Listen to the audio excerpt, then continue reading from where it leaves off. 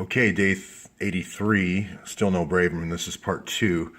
I do the hand stuff, so that's it's kind of a proof of life thing because people have seen my hand over 83 days or something like that, so they know it's me and my voice, etc. So this is, I'm just going to say this. I'm going to delete episode 5 from yesterday because it was on a laptop and it was poor quality, and I'm just going to get rid of it. And plus, it generated a lot of feedback that I really don't want to fight the Pizzagate battle of what it all means and so forth. I just wanted to say that it's frequent use of enforcers and enforcer gangs when they're managing a bunch of girls in a sex ring. They will use all kinds of intimidation tactics. That's what I was trying to say. So they show women being sliced up, and they show women being murdered, and like you'll see that Jessa, her video, they murdered a girl in front of the girls in the ring. You'll see in the Jeffrey Epstein ring where they threatened women with murder and torture and all those sorts of things. So all I was really trying to say was fear is a commonly used tactic of the people that are running the men that are running the sex rings. Okay, so that's the only place I was trying to go there.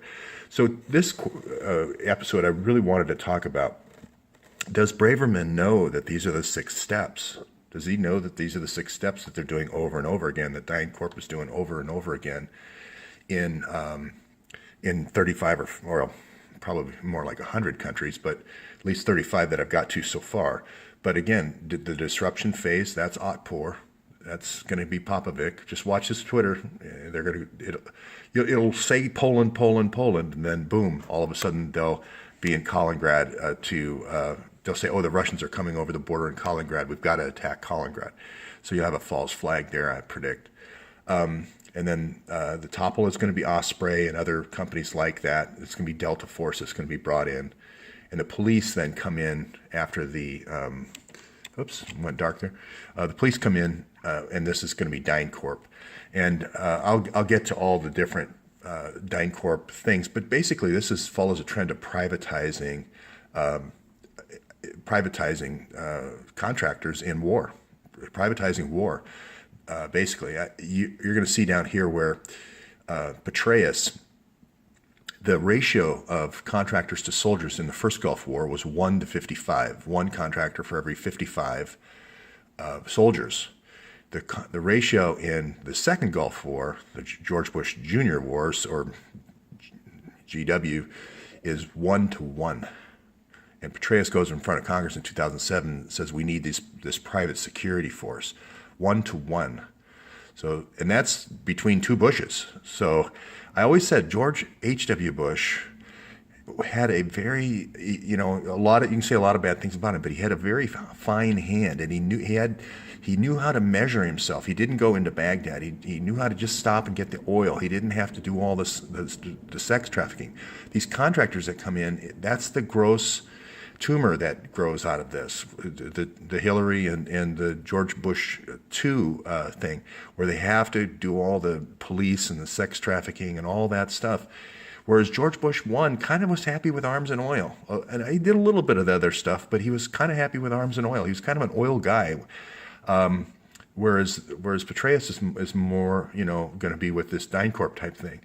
As I said before, it's going to be kids, follow the kids, USAID, and the more you research this, the more it just becomes obvious that Hillary crushed USAID inside of the State Department and took over control and just basically made it a arms and oil delivery service. I mean, from the WHO vehicles. And then these cell phone loans, you're going to follow that. Just so the other thing that's good about this is all these contracts are government contracts that you can Google, and these cell phones are just a profusion of evidence. They put the conspirators minute to minute at location to location. So it's going to be great. And then hotels, how do you hide those? So you just can dig down into the records of who owns the hotels. This is going to be Carlos Slim.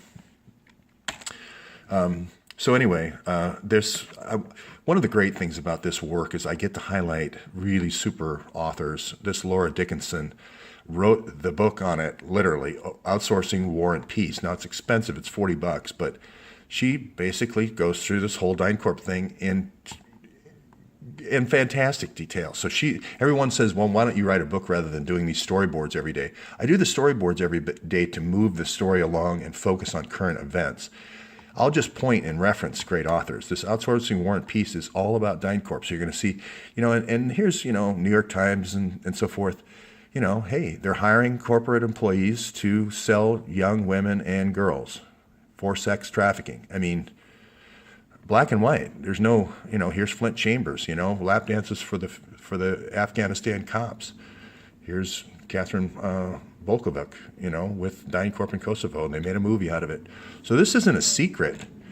I'm going to say it. I don't know if I made this clear or not, but DynCorp and their whole history over the last, I think they're 75 years into this now. It just gets worse every year. JTTF, Joint Terrorism Task Force, is DynCorp in the U.S. It's just called JTTF. DynCorp in Puerto Rico is called Puerto DynCorp Rico, if you can believe that. Kind of fools the investigators, right? So this is going to be a DynCorp operation.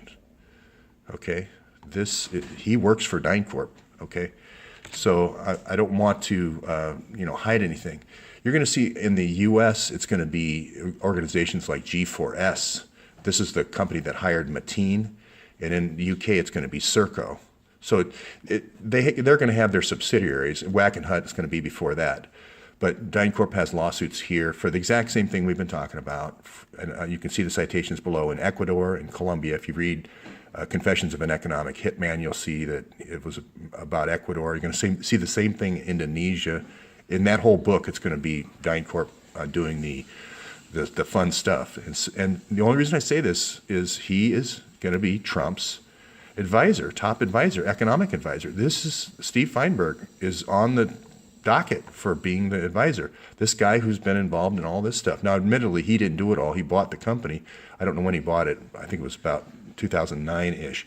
But this guy should not be the lead economic advisor. They also want to do border security for the Mexican border. They're being recommended for the Mexican border. This is the last person in the world, and this is the last company in the world that I would want doing security on the Mexican border. So, again, where are the heroes? I always like bringing out the heroes. Here's Cynthia McKinney. She's asking him, hey, why are we giving contracts to companies that are doing sex trafficking? Good question. 6.7 trillion missing. A lot of it's going to be these kind of contracts that they want to hide. It's the same thing with the hidden donors with the Clinton Foundation. So, okay, just research DynCorp in Haiti. This is all going to come out with this operation right here. These kids. The hospital here, it could be that the hospital is not only harboring the kids, some people have maybe even said organ harvesting. I started thinking about that, and I started thinking about how remote it is, and that really blew my mind. But anyway, check out for, incineration happening late at night, I guess, for evidence of that. But again, that's the reason why I keep putting Haiti on here is they're moving the kids. We've got to get there and take photographs of people in the parking lot and so forth. They're moving the kids, okay? So, and again, this is going to be this Mexico thing of attacking different construction, mining, and real estate. This is going to all be DynCorp operations for teaching their police force. And DFS is going to be the precursor of DHS in the U.S.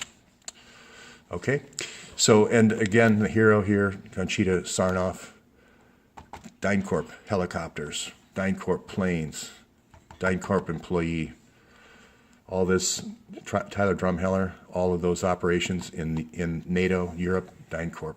Osprey Global was just a particular oil play for Libya, but the master contracts are going to be his. Okay, so I won't belabor Council on Foreign Relations. I just put it up there to remind that this is the source. This is where the investigation needs to start. And again, you're going to be your culprits. These are going to be your suspects. Rahman in Syria and Asfari.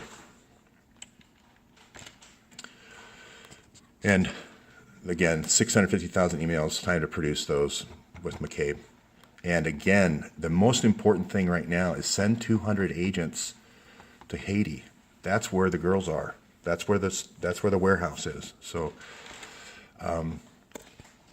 again, Preet looking the other way. He hasn't contacted me since I published this the last time. So I'll just remind him that the captain says child exploitation is in the emails. So time is of the essence. And I'll end on this one. These are, if anyone has ideas on who the other conspirators might be beyond the 11 that I have listed here, go to the website, leave comments. There's a couple of people that I think that had State Department jobs that also work for the Clinton Foundation. I'd like to build out who the 19, and I talk about some people who could be the other suspects. So fill those out if you would. I'm also backing out of this IRS penalty phase. I'm not going to participate in any financial reward from the IRS penalty from the tax evasion. I'm going to let the HRC Ratline group take advantage of this. Okay, thanks.